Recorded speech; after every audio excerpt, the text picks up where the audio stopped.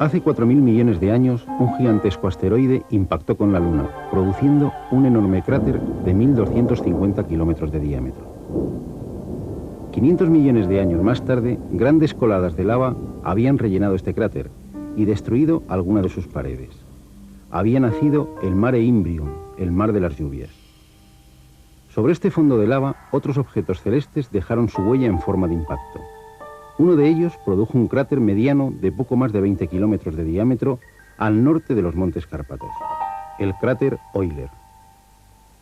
Si hubiese que seleccionar los 4 matemáticos más notables de la historia, seguramente Euler sería uno de ellos, junto a Gauss, Newton y Arquímedes.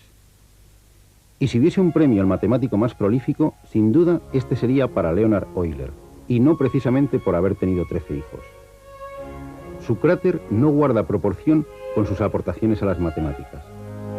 A lo largo del siglo XVIII ensanchó las fronteras del conocimiento matemático en todos sus campos.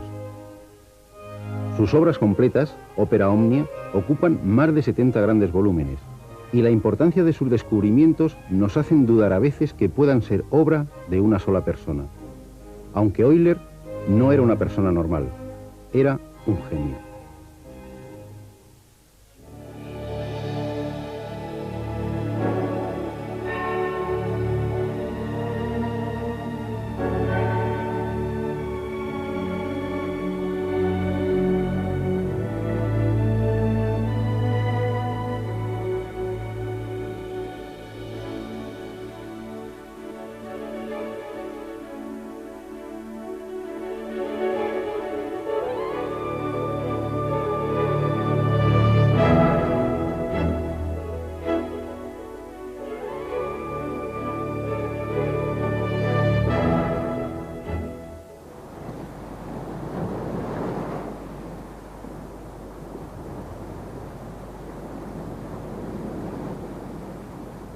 A principios del siglo XVIII, miles de barcos de vela surcaban los océanos. Las grandes potencias de la época, Inglaterra, España y Francia, se disputaban el dominio de los mares y de las rutas comerciales. Las marinas mercantes de estos países garantizaban el suministro de los productos de las colonias a las metrópolis, mientras que las armadas de guerra velaban por la seguridad de las rutas y de paso contribuían a diseñar los nuevos mapas coloniales en América, Asia y África. Y todo ello gracias al viento que inflaba las velas de los barcos. A los 19 años, el joven Euler vivía en la ciudad suiza de Basilea, donde había nacido. Probablemente no había visto un gran barco de vela en su corta vida. Es difícil verlos en Suiza. Y sin embargo, con su primer artículo iba a ganar en 1726 el premio de la Academia Francesa de Ciencias con un trabajo sobre la distribución óptima de los mástiles en los barcos para aumentar su velocidad. Es la primera, pero no será la última sorpresa que nos dará este genio. De hecho, ganó 12 veces el premio de la Academia Francesa. La familia más popular en la historia de las matemáticas es sin duda la familia Bernoulli. 8 de sus miembros de 3 generaciones distintas fueron matemáticos excepcionales.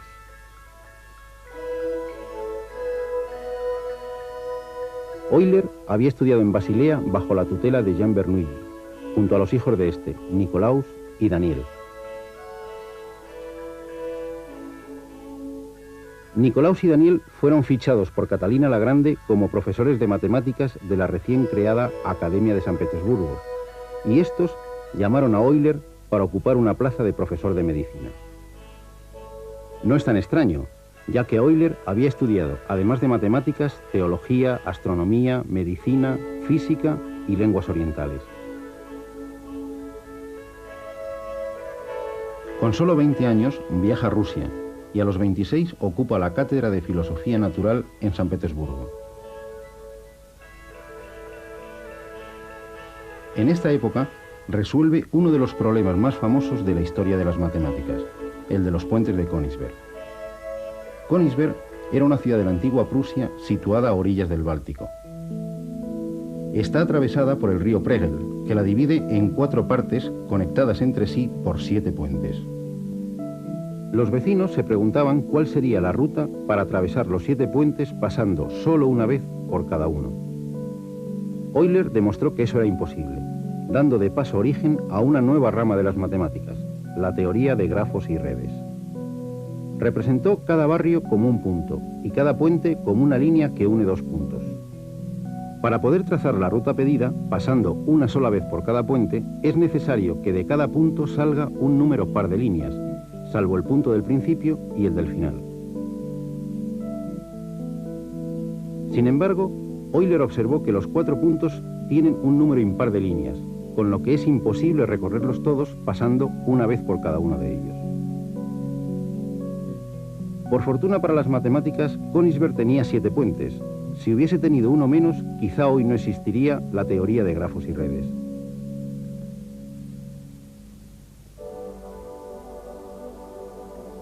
Hasta 1741, la pluma de Euler va a suministrar un ingente material a la revista de la Academia de Ciencias de San Petersburgo. Material que abarca todas las ramas de las matemáticas, pero que incluye temas de óptica, de acústica, de hidrodinámica y de mecánica. En esta época, Euler pierde la visión de un ojo. A pesar de ello, y de haberse quedado ciego 17 años antes de su muerte, la edición de sus obras completas, llamada Opera Omnia, pesa más de 170 kilos.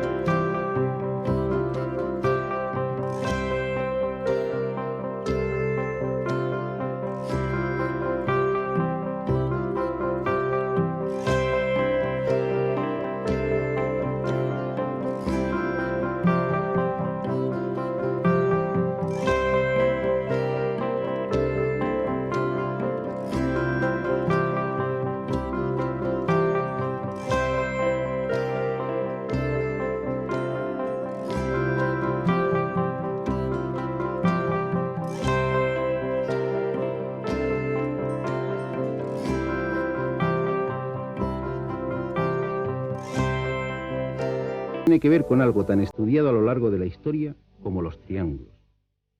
La mediana de un lado es la recta que une el punto medio del lado con el vértice que está enfrente. Las 3 medianas de un triángulo se cortan en un punto, el baricentro. Algo similar pasa con las rectas perpendiculares a cada lado que pasan por el punto medio, las mediatrices. Se cortan también en otro punto, el circuncentro. Ya no nos sorprende que las tres alturas también se corten en otro punto, el ortocentro.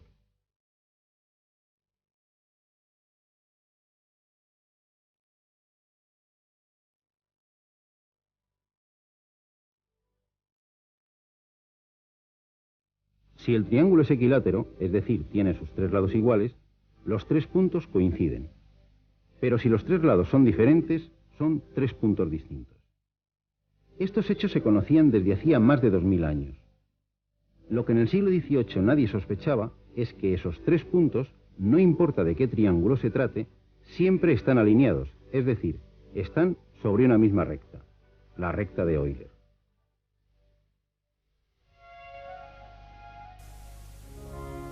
En 1741, Euler es fichado por Federico el Grande de Prusia para la Academia de Ciencias de Berlín. Allí vivió hasta 1766, admirado y reverenciado por toda Europa. Una prueba de este respeto por el bueno de Euler, en medio de una Europa convulsionada por las guerras, se produjo en la guerra entre Rusia y Prusia. El ejército ruso invadió Prusia y, como era costumbre, saqueó todas las granjas que encontraba a su paso, entre ellas una de Euler. El general ruso, al enterarse de quién era el dueño, hizo pagar todos los destrozos y añadió como regalo al ilustre matemático 4000 florines.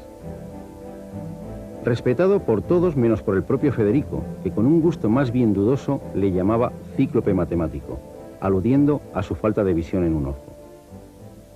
A pesar de su creciente ceguera, Euler conservaba una mente prodigiosa para el cálculo mental y una memoria increíble. Era capaz de recitar la Eneida de memoria y en latín. Esta es la lista de los 100 primeros números primos. Intente aprendérselos de memoria. Imposible.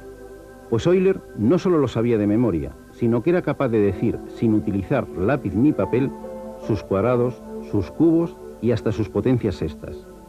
Y no es ninguna broma, sobre todo pensando que, por ejemplo, 541 elevado a 6 es un número de 17 cifras. Con esta mente para los cálculos, Euler no podía dejar de responder a los retos del matemático francés Fermat, planteados un siglo antes. Los pitagóricos ya habían observado una rara relación entre los números 220 y 284.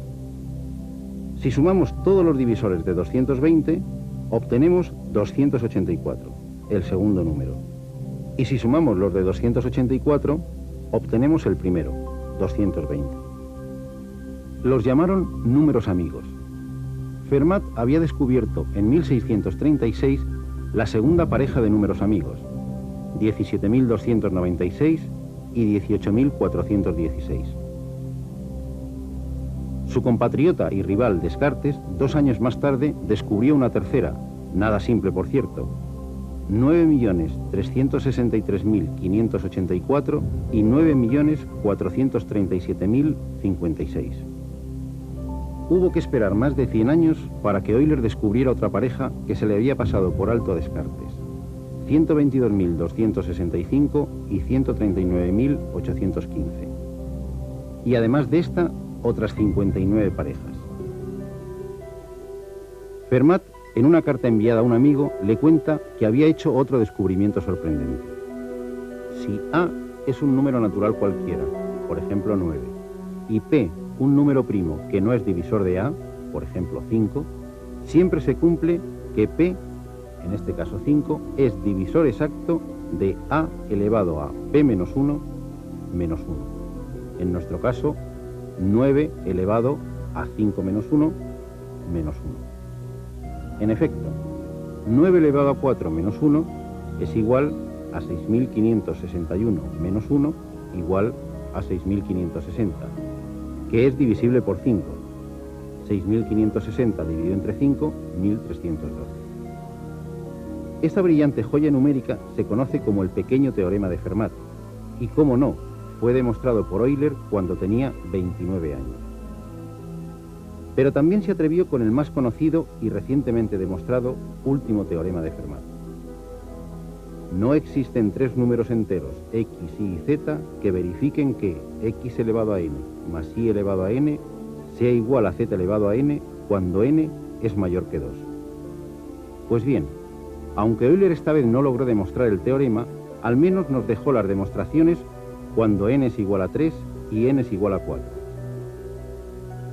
Pero de alguna forma se vengó de Fermat.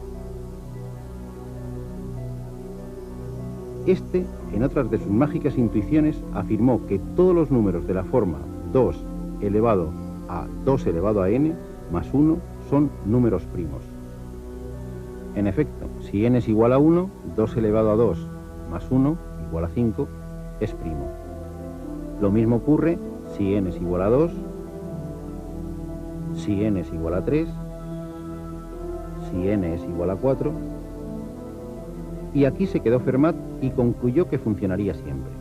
Sin embargo, la prodigiosa calculadora mental de Euler iba a tirar por los suelos esta afirmación, con el siguiente valor de n.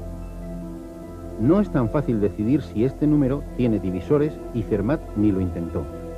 En cambio, Euler encontró los factores. En la actualidad sabemos que la conjetura tampoco es cierta para ningún valor de n entre 5 y 21. Un gran fiasco para el casi siempre acertado visionario Fermat. Cuando casi contaba 60 años, Euler, cansado del trato poco amable de Federico el Grande, decide volverse a San Petersburgo, con su más que numerosa familia. Y al año siguiente pierde la visión de su ojo sano, quedándose definitivamente ciego. Pero al igual que Beethoven con su sordera, la ceguera de Euler no le va a impedir seguir creando obras geniales durante 17 años, realizando los cálculos mentalmente y dictando los resultados a alguno de sus hijos. Aunque cualquiera de sus incontables descubrimientos habría hecho a Euler pasar a la historia, donde se sentía como pez en el agua era al tratar con series infinitas. Hay números que, como los actores famosos, aparecen en casi todas las películas.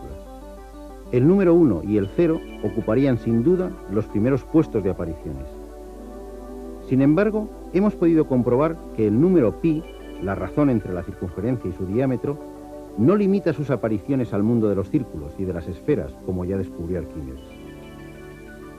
Y eso que no es un número nada simple. 3, 14, 15, 92... Otro número de apariencia extraña y también con nombre de letra es el número e, la base de los logaritmos neperianos. Otro número irracional con infinitas cifras decimales, 2,718281, un número que aparece cuando queremos cuantificar el crecimiento de una epidemia, cuando hacemos la prueba del carbono 14 para datar un resto arqueológico, y hasta en los cables de la luz. Un número que Euler llegó a calcular con 23 decimales. Nuestro último invitado a esta fiesta es el número i, la unidad de los números imaginarios, el germen junto al 1 de los números complejos. Nada parece indicar que estos 5 números, 0, 1, pi, e i, tengan alguna relación entre sí. Sin embargo, los 5 están íntimamente ligados mediante una preciosa relación que constituye el sublime compendio de la